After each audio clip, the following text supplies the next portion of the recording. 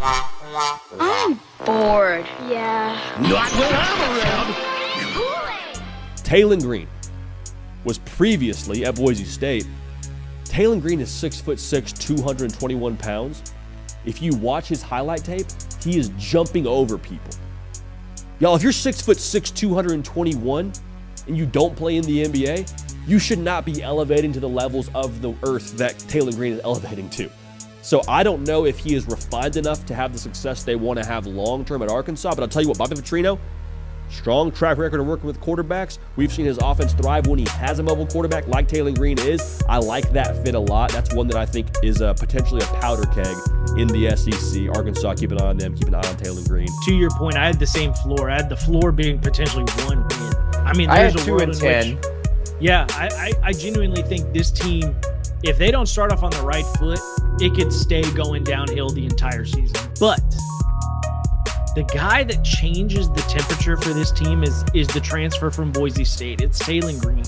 Yeah. There's a world in which that guy's a genuine game changer and keeps Sam Pittman's job alive if he's able to do some of the things that we saw. But is Taylen Green an upgrade over KJ Jefferson? I'm not entirely sure he is. He may not be. Oh, no. Oh, no. Oh, no. Oh, yeah.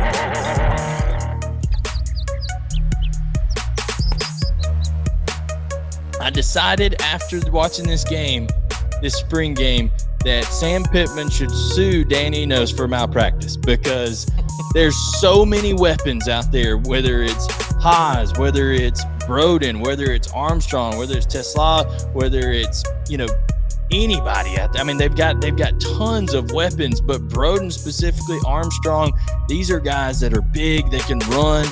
I think that combination with a improved running game, when it comes down to it, I think you add all that together, the threat, vertical in the passing game, inside run game, and then you add Taylen Green's legs on top of it.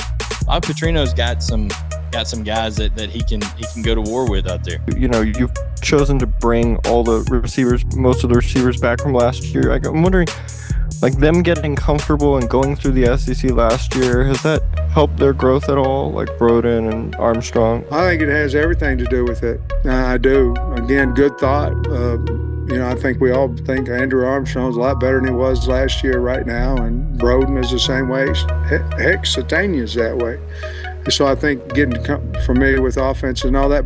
Wondering what your thoughts were on your day overall. I feel like it was, like you said, definitely efficient. But, as Petrino said, definitely can get better. He got on to me a couple times on some reads. So, he expects perfection out of me, but out of, the whole offense. He was definitely like happy, but, there's definitely stuff to clean up. That's why I like it. Going into it, I told myself, you know what?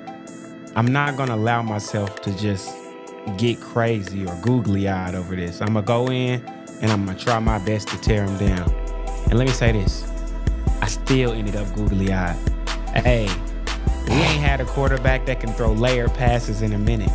We ain't had a quarterback that can put a foot in the ground and go for 30 in 2 seconds. I mean, don't get me wrong, KJ Karan. I don't even want to bring up KJ. This is about Taylen, dog. I think the most impressive thing to me was it seemed like the more the game went on, the more comfortable he got and the more dangerous he got.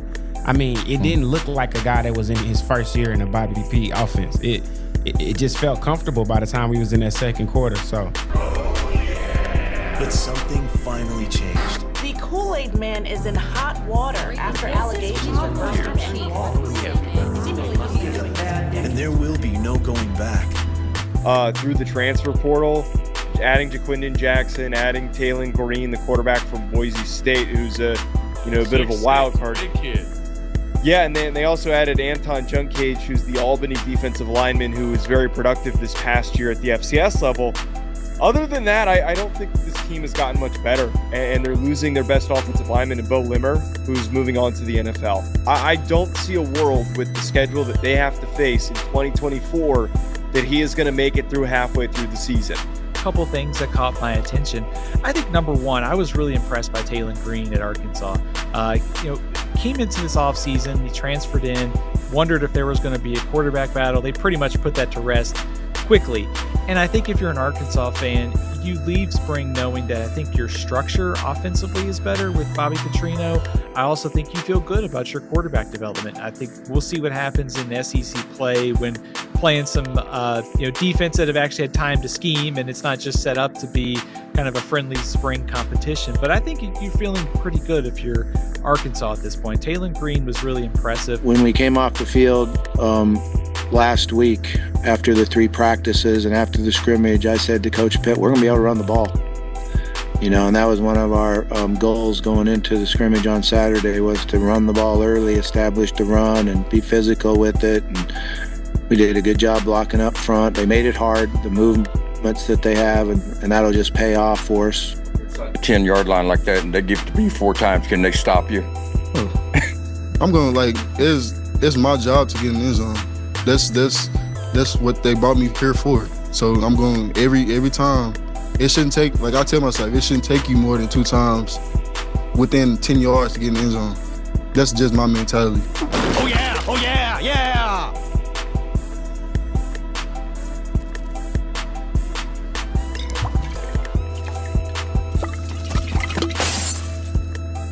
You guys did this! You guys fucking did this! Talking about my guts fucking me up? Fuck you!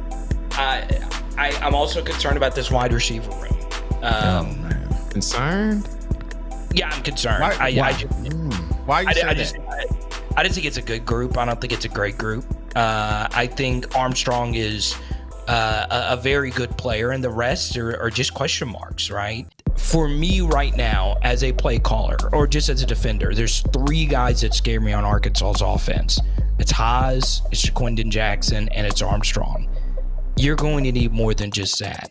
You're going to need Isaiah Satana to take that next step. You're going to need Broden or whoever it may be to take that next step. And you're going to need that entire offensive line to take that next step if you're going to be able to be a 6-6 program next season.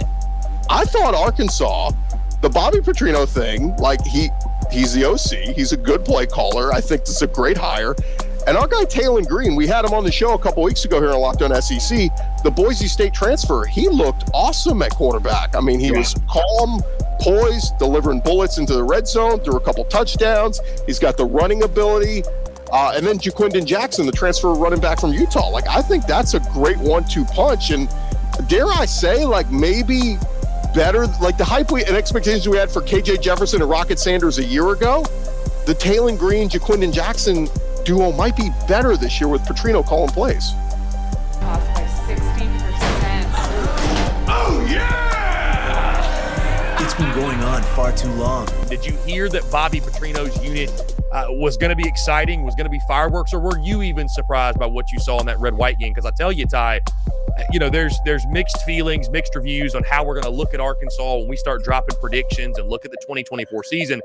But I tell you, and I don't want to overreact, you watch that offense on Saturday and you think about Bobby Petrino and obviously his standing as an offensive play caller. I think it makes you stop and say, Arkansas, it's going to be fun to watch, and they might be a problem this year.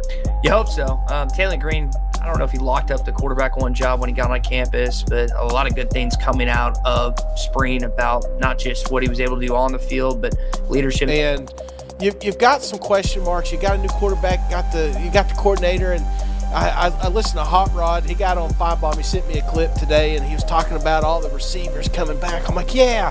And then I'm watching Sam working with the offense. I'm like, oh, by God, they're going to make they're back, baby. Arkansas's back, And then all of a sudden you lose to Oklahoma State or something, and then you're just like, fire everybody, get them out of here. And then they dig up these clips, and they're like, look, Shane said they're going to hit the over. So, yes, optimism. Maybe it's in the beer, but I'm going over here with Arkansas, and I think that computer program is worthless. Oh, no! Oh, no! Oh, yeah!